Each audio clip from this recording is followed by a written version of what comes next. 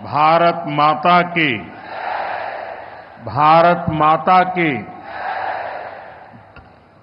आंध्र प्रदेश के राज्यपाल सैयद अब्दुल नजीर जी, यहां के लोकप्रिय मुख्यमंत्री मेरे मित्र श्रीमान चंद्रबाबू नायडू जी, नेता अभिनेता डिप्टी सीएम पवन कल्याण जी, केंद्र सरकार में मेरे सहयोगी मंत्रीगण, राज्य सरकार के मंत्रीगण, सभी सांसद और अन्य विधायकगण, अन्य गणमान्य नागरिकगण, भाई और बहनों, आंध्र प्रजला प्रेमा मरियु అభిమానానికి నా కృతజ్ఞతలు, నా అభిమానాన్ని చూపినచే అవకాశం ఇప్పుడు లభించింది। मैं सबसे पहले सीमाचलम वरालक्ष्मी नरसिम्हा स्वामी को प्रणाम करता हूं। आंध्र प्रदेश गवर्नर श्री सैयद अब्दुल नजीर गारू, जननेता मुख्यमंत्री श्री चंद्रबाबु नायडू गारू, नेता मरियु अभिनेता డిప్యూటీ సీఎం పవన్ కళ్యాణ్ గారు, కేంద్ర ప్రభుత్వంలో నా సహచర మంత్రులు, రాష్ట్ర మంత్రులు, ఎంపీలు, ఎమ్మెల్యేలు మరియు ఇతర ప్రముఖులు, సోదర సోదరీమణులు, ఆంధ్రప్రదేశ్ రాష్ట్ర ప్రజల ప్రేమ మరియు అభిమానానికి నా కృతజ్ఞతలు। నా అభిమానం చూపించే అవకాశం ఇప్పుడు నాకు లభించింది।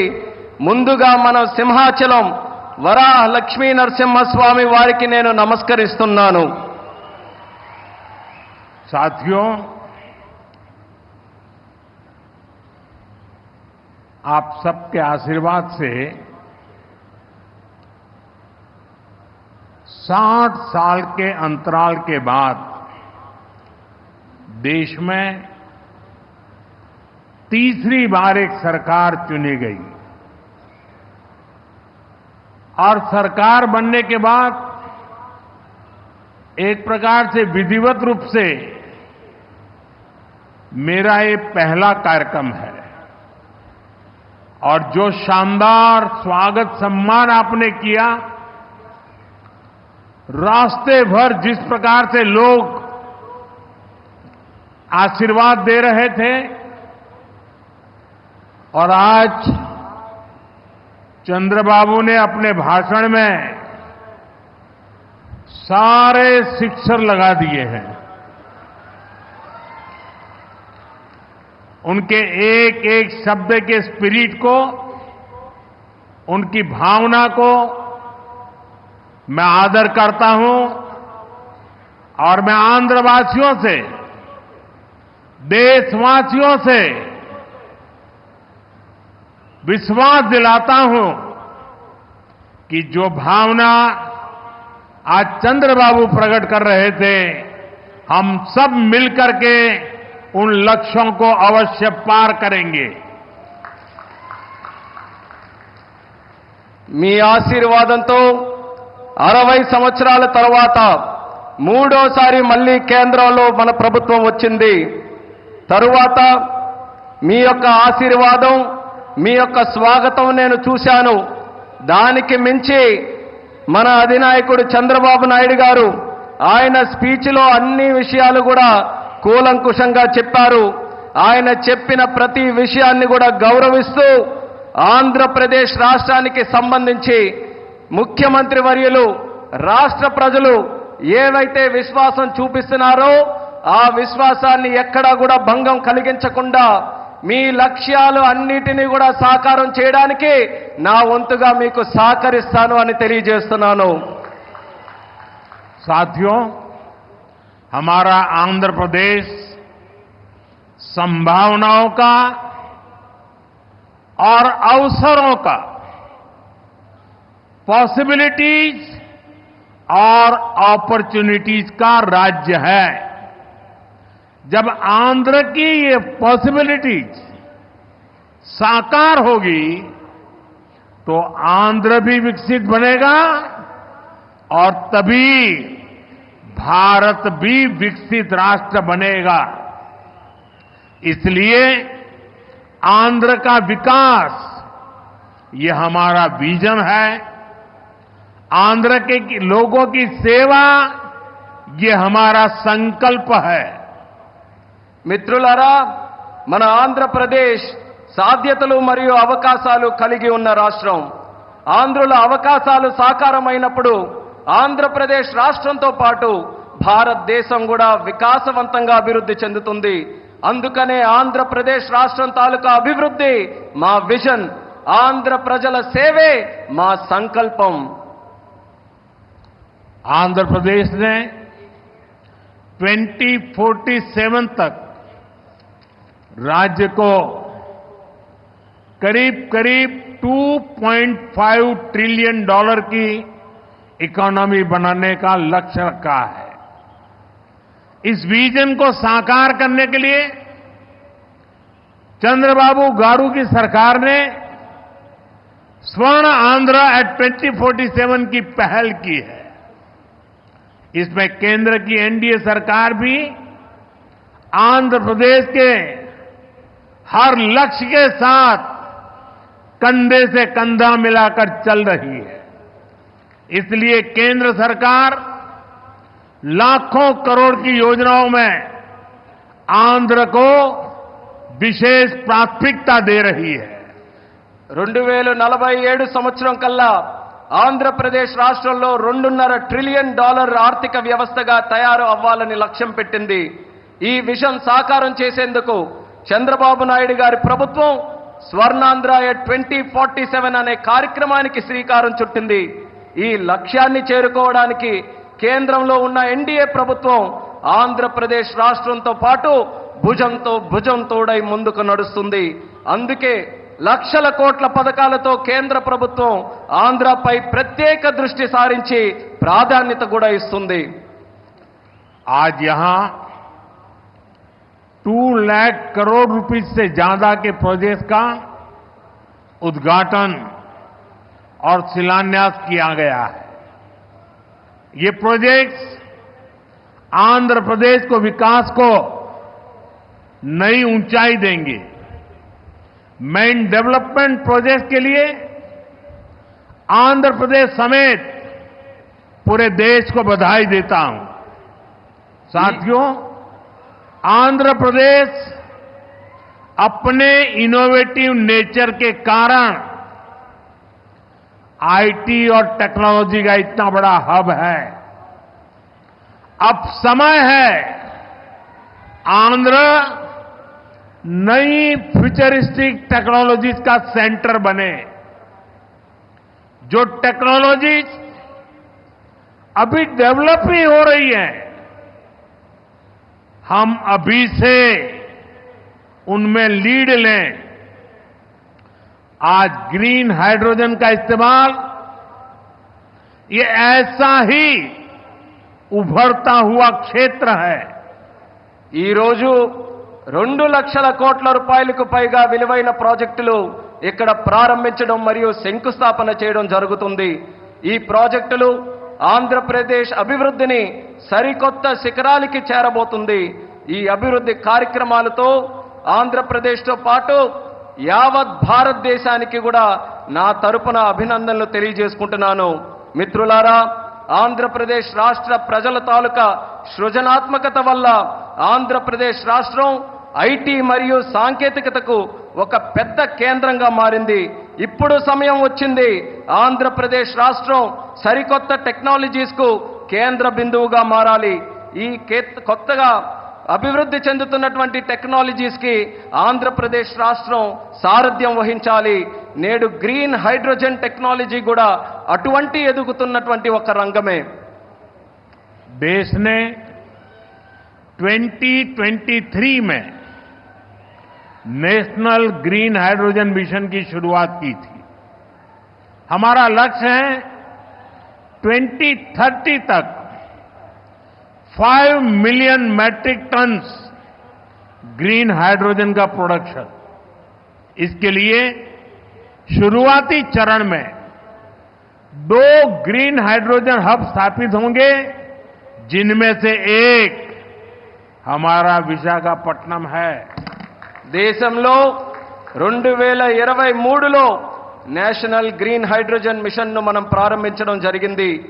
మా లక్ష్యం 2030 నాటికి 5 మిలియన్ మెట్రిక్ టన్నుల గ్రీన్ హైడ్రోజన్ని మన దేశంలో ఉత్పత్తి చేయాలి. దీనికోసం ప్రారంభ దశలోనే 2 గ్రీన్ హైడ్రోజన్ ల్యాబ్ని మనం ఏర్పాటు చేయబోతున్నాం. అందులో ఒకటి మన విశాఖపట్నం నగరం అని తెలియజేస్తున్నాను. भविष्य में विशाखापट्टनम दुनिया के उन गिने चुने शहरों में होगा जहां इतने बड़े स्केल पर ग्रीन हाइड्रोजन प्रोडक्शन की फैसिलिटी होगी। इस ग्रीन हाइड्रोजन हब से अनेक जॉब अपॉर्चुनिटीज तैयार होगी। साथ ही आंध्र प्रदेश में मैन्युफैक्चरिंग इकोसिस्टम भी डेवलप होगा। साथियों, आज मुझे नक्कापल्ली में बल्क ड्रग पार्क प्रोजेक्ट का शिलान्यास करने का अवसर भी मिला है। आंध्र प्रदेश देश के उन 3 राज्यों में से एक है जहां इस तरह के पार्क की स्थापना की जा रही है। इस पार्क में मैन्युफैक्चरिंग और रिसर्च के लिए बेहतरीन इंफ्रास्ट्रक्चर तैयार किया जाएगा। इससे इन्वेस्टर्स का उत्साह बढ़ेगा और यहां की फार्मा कंपनियों को फायदा होगा। భవిష్యత్తులో పెద్ద ఎత్తున గ్రీన్ హైడ్రోజన్ ఉత్పత్తి చేసే నగరాలలో ఒకటిగా మన విశాఖపట్నం ఉండబోతుంది. ఈ గ్రీన్ హైడ్రోజన్ హబ్ ద్వారా అనేక ఉద్యోగ అవకాశాలు సృష్టించబడతాయి. దీంతో ఆంధ్రప్రదేశ్లో మ్యానుఫ్యాక్చరింగ్ వ్యవస్థ కూడా అభివృద్ధి చెందబోతుంది. మిత్రులారా, ఈ రోజు అనకాపల్లి పార్లమెంటులో ఉండే నక్కపల్లిలో బల్క్ డ్రగ్ పార్క్ కు కూడా శంకుస్థాపన చేసే అవకాశం నాకు కలిగింది. దేశంలో 3 రాష్ట్రాలలో ఈ తరహాలో పార్కులు ఏర్పాటు చేయబడుతున్నాయి. అందులో ఆంధ్రప్రదేశ్ ఉండడం నాకు చాలా ఆనందంగా ఉంది. ఈ పార్కులో మ్యానుఫ్యాక్చరింగ్ మరియు పరిశోధన కోసం అద్భుతమైన మౌలిక సదుపాయాలు ఏర్పాటు చేయడం జరుగుతుంది. దీనివల్ల పెట్టుబడిదారుల్లో ఆసక్తి పెరుగుతుంది మరియు ఫార్మాసిటీ కంపెనీలకి కూడా చాలా ఉపయోగపడుతుందని తెలియజేస్తున్నాను. साथियों, हमारी सरकार अर्बनाइजेशन को एक अपॉर्चुनिटी के रूप में देखती है और हम आंध्र को न्यू एज अर्बनाइजेशन का एक उदाहरण बनाना चाहते हैं। इसी विजन को साकार करने के लिए आज कृष्णापट्टनम इंडस्ट्रियल एरिया यानी क्रीज सिटी का फाउंडेशन स्टोन रखा गया है। ये smart city Chennai Bengaluru industrial corridor का हिस्सा बनेगी। इससे आंध्र में थाउजेंड्स ऑफ करोड़ का इन्वेस्टमेंट आएगा और लाखों इंडस्ट्रियल जॉब तैयार होगी। మిత్రులారా, మా ప్రభుత్వం పట్టణీకరణకు ఒక అవకాశంగా చూస్తుంది. అలానే మన ఆంధ్రప్రదేశ్ రాష్ట్రం నవయుగ పట్టణీకరణకు ఉదాహరణగా ఉండబోతుంది. ఈ విజన్ సాకారం చేసేందుకు నేడు కృష్ణపట్నం ఇండస్ట్రియల్ ఏరియా అంటే క్రిస్ సిటీ శంకుస్థాపన కూడా చేయడం జరుగుతుంది. చెన్నై బెంగళూరు ఇండస్ట్రియల్ కారిడోర్లో ఈ స్మార్ట్ సిటీ ఒక భాగం అవ్వబోతుంది.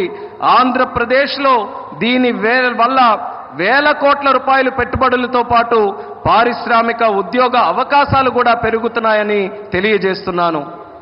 साथियों, आंध्र प्रदेश को पहले से श्री सिटी के रूप में मैन्युफैक्चरिंग हब का फायदा मिल रहा है। हमारा प्रयास है कि आंध्र प्रदेश इंडस्ट्रियल और मैन्युफैक्चरिंग के क्षेत्र में देश के टॉप स्टेट्स में शामिल हो। मैन्युफैक्चरिंग को बढ़ावा देने के लिए हमारी सरकार पीएलआई जैसी स्कीम्स चला रही है। इसका परिणाम ये है कि आज कई प्रोडक्ट्स की मैन्युफैक्चरिंग में भारत की गिनती दुनिया के टॉप कंट्रीज में होने लगी है। మిత్రులారా, ఆంధ్రప్రదేశ్లో నేడు శ్రీ సిటీ రూపంలో తయారీ రంగం యొక్క ఉపయోగం ప్రజలకు అందుతుంది. మా ప్రయత్నం ఏంటంటే ఆంధ్రప్రదేశ్ రాష్ట్ర పారిశ్రామిక మరియు తయారీ రంగంలో దేశంలోనే అగ్రగామిగా నిలబడాలి. తయారీ రంగాన్ని ప్రోత్సహించడానికి మా ప్రభుత్వం పిఎల్ఐ లాంటి స్కీమ్స్ ని ప్రోత్సహించడం కూడా జరుగుతుంది. దీని ఫలితంగా నేడు భారతదేశం మొబైల్ తయారీ రంగంలో ప్రపంచంలోనే ఉన్నతమైనటువంటి ర్యాంకింగ్స్ లో స్థానం కూడా సంపాదించుకుంది. साथियों, आज नए विशाखापट्टनम शहर में साउथ कोस्ट रेलवे जोन मुख्यालय की भी फाउंडेशन रखी जा रही है। आंध्र प्रदेश के विकास के लिहाज से ये बहुत इंपॉर्टेंट है। लंबे समय से एक अलग रेलवे जोन की मांग हो रही थी। आज ये स्वप्न साकार हो रहा है। మిత్రులారా, నేడు విశాఖపట్నం నగరంలో సౌత్ కోస్ట్ రైల్వే జోన్ ప్రధాన కార్యాలయానికి పునాది కూడా వేస్తున్నాం. ఆంధ్రప్రదేశ్ అభివృద్ధి దృష్ట్యా ఇది చాలా ముఖ్యమైనటువంటి కార్యక్రమం. ప్రత్యేక రైల్వే జోన్ కావాలన్న డిమాండ్ చాలా కాలంగా ఉంది. అటువంటి కళ, ఈ చిరకాల కోరిక ఈ రోజు నెరవేరబోతుందని తెలియజేసుకుంటున్నాను. साउथ कोस्ट रेलवे जोन का मुख्यालय बनने के बाद इस पूरे क्षेत्र में कृषि और व्यापार से जुड़ी एक्टिविटीज का विस्तार होगा।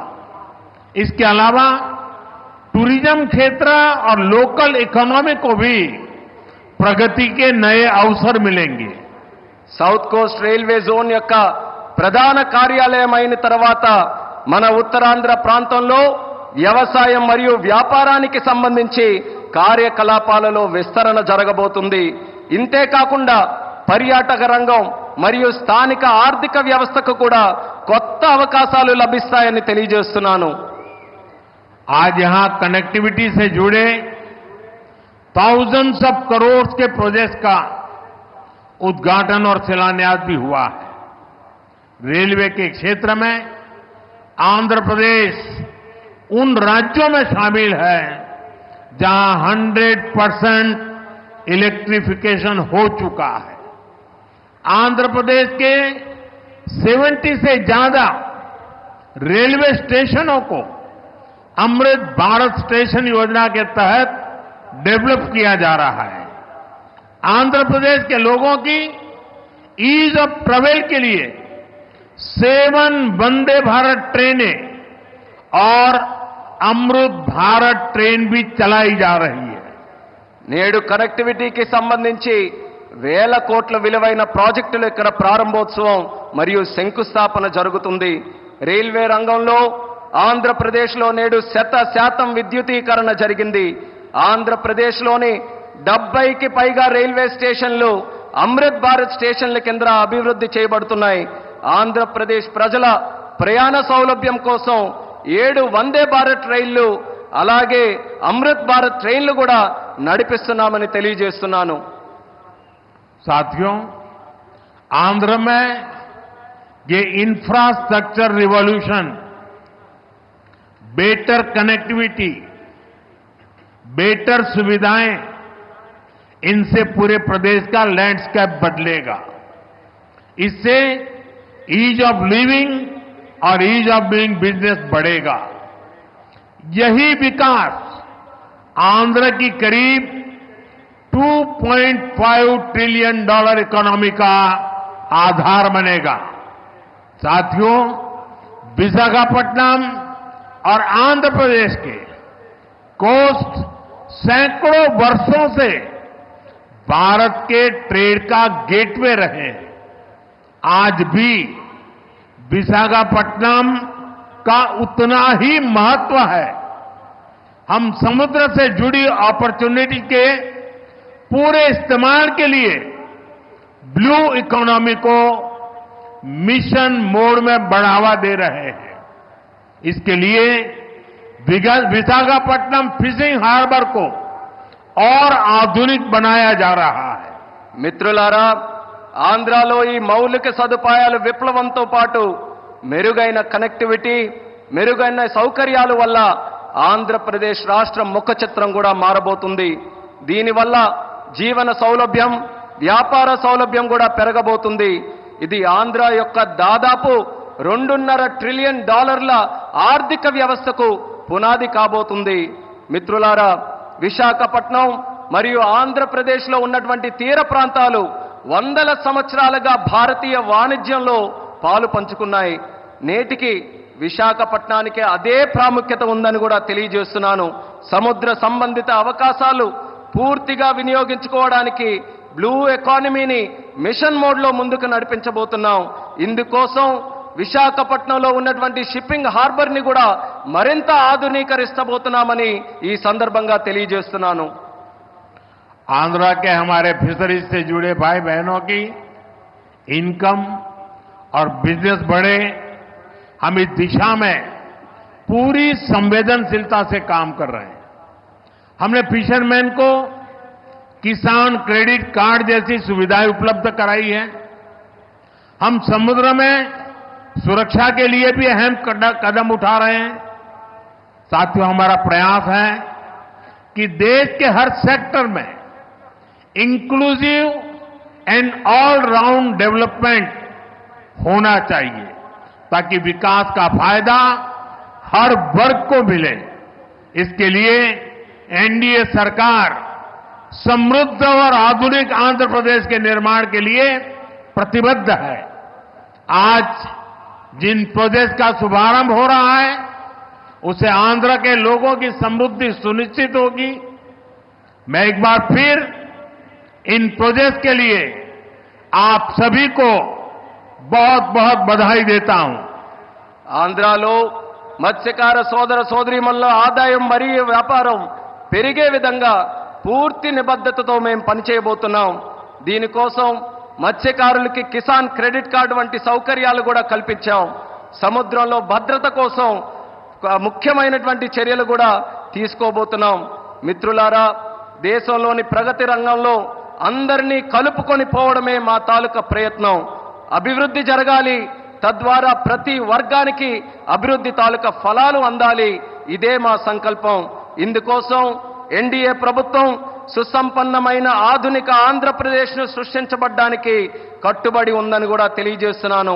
నేడు ప్రారంభించే ప్రాజెక్టులు ఆంధ్ర ప్రజల భవిష్యత్తుకు మరియు వారి శ్రేయస్సుకు మేలు చేయబోతున్నాయి. ఈ ప్రాజెక్టుల కోసం మీ అందరికీ కూడా మరొక్కసారి నా హృదయపూర్వక అభినందనలు తెలియజేసుకుంటున్నాను.